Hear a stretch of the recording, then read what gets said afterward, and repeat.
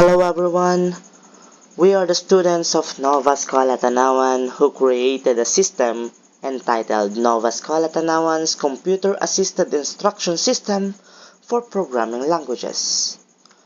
First, we need to register our accounts. We have two levels of user. Meron po tayong user and admin.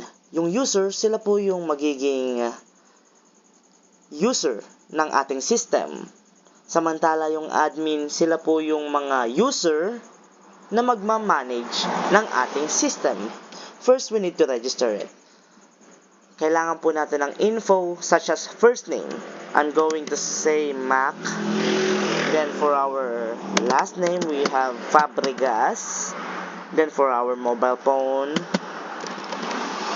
we have that. Then our email number or email address, I'm going to say mark@gmail.com. Then for our username, we have Mac. For password, I'm going to say 12345 and then submit. I successfully registered my account na. So, papasok na po tayo sa ating system. Then, paano tayo makakapasok? Syempre, yung username po natin, which is Mark. And then, password 123456. I'm going to log in. Kapag mali po yung username po natin, invalid ang magiging or kakalabasan nito. Samantala kapag tama naman po, maglo-loading and then tanan. Nakapasok na po tayo sa ating system. Then we're going to close it. And then for our objectives of the study or research or system, first,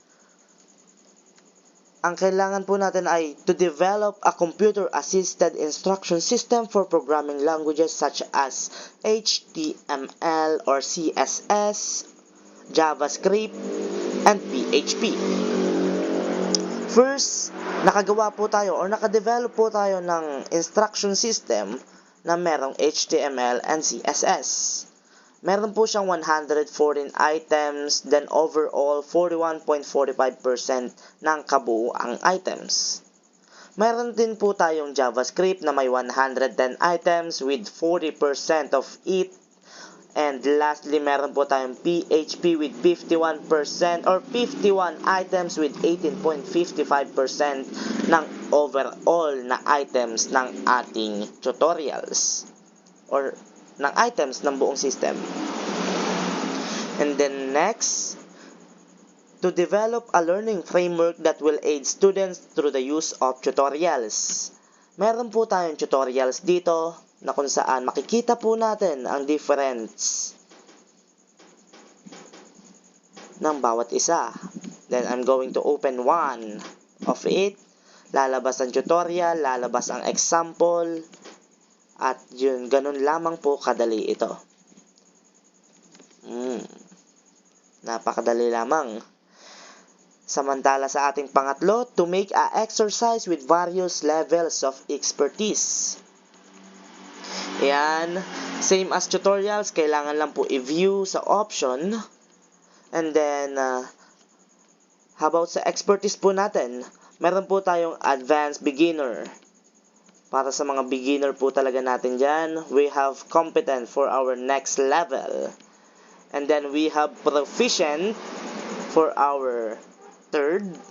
Then we have competent for our fourth. And then lastly, we have expert. Yung sa mga mahuhusay na talaga dyan. And then, ang pang-apat po natin, to make a quiz with various levels of expertise. Ganun din, meron din po tayong various of expertise.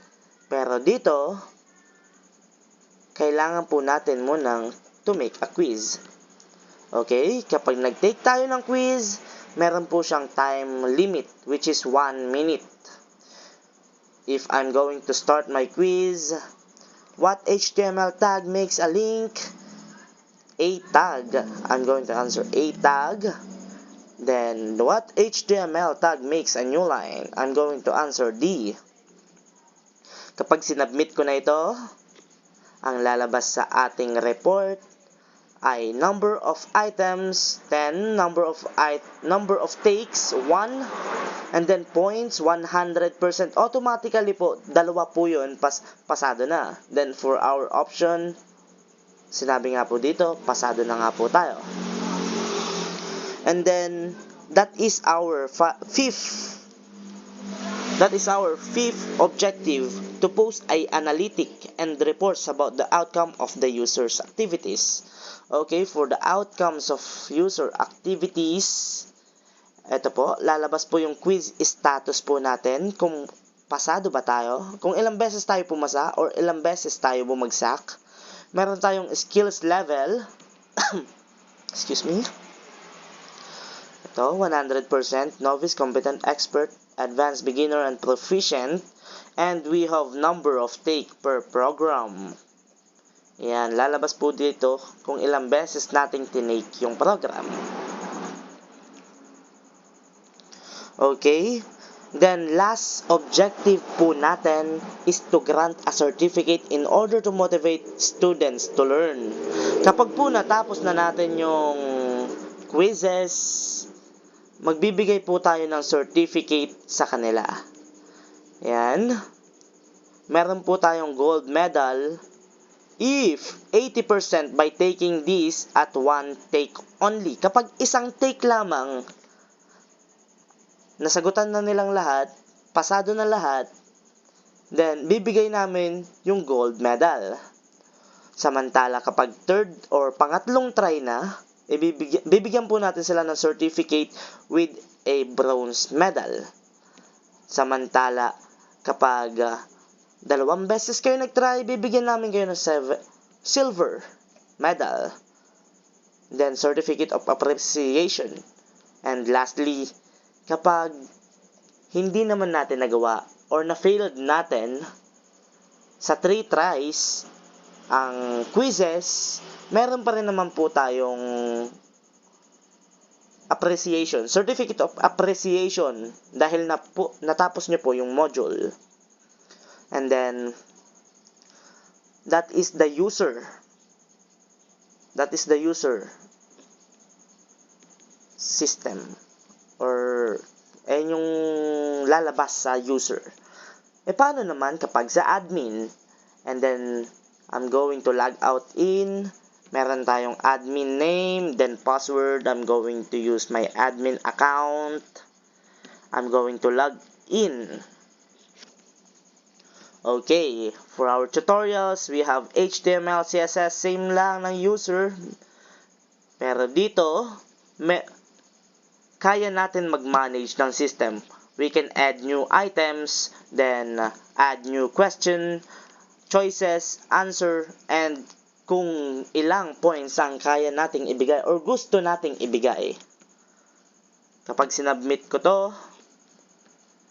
magkakaroon siya ng another number of questions here. Then for our settings, we have tutorials covered, categories, skills level, and user management. Anong pinagkaiba ng reports na to kaysa sa user? Okay, sa dashboard po natin, or sa reports po natin, lalabas po dito yung mga users na nakapasa at kung sino yung mga bumagsak. Okay? Ito ay pagkakasunod-sunod ng mga user po natin. First, meron po tayong Juan de la Cruz, ang siyang unang gumamit ng system. 100 points. Automatically pass na po yun. Samantala, si Judy Panget, who used it before or after Juan de la Cruz, pass it with 75%. Then Mark Fabregas, nag-take lamang po siya ng isa with 50%, then automatically failed na po yun. Kailangan po natin ng 75% para makapasa sa quizzes at makatanggap ng certificate na bronze above. Okay? So far, meron lamang po tayong 6 na user, pero madadagdagan pa rin po yan pag nagtagal ang ating system. The next is profile. Okay, for our profile, lalabas dito yung username or user account with its password, first name,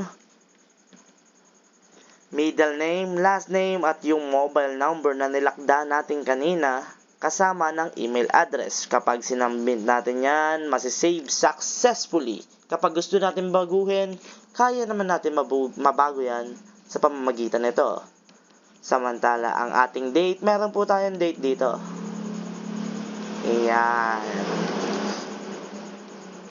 Okay, for our dashboard, lalabas po dito yung quiz status. Kung ilan ba nakapasa sa ating mga users. 5 ang nakapasa sa ating users, samantala meron tayong isang user na bumagsak dito. Ayan. The number of take per program. Meron pong 6 na nag-take dito at lahat ng tinake po nila ay HTML and CSS. Wala pa pong nagtitake ng JavaScript and PHP. Then, user per level. As of now, wala pa naman pong gumagamit ng ating system. But, malay po natin. Diba? Okay, for our objectives, nakuha po nating lahat. And then, I'm going to logging out. And then, that's it.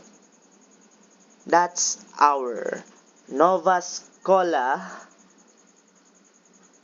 Tanawan's computer-assisted instruction system for programming languages. Thank you for listening and watching this video.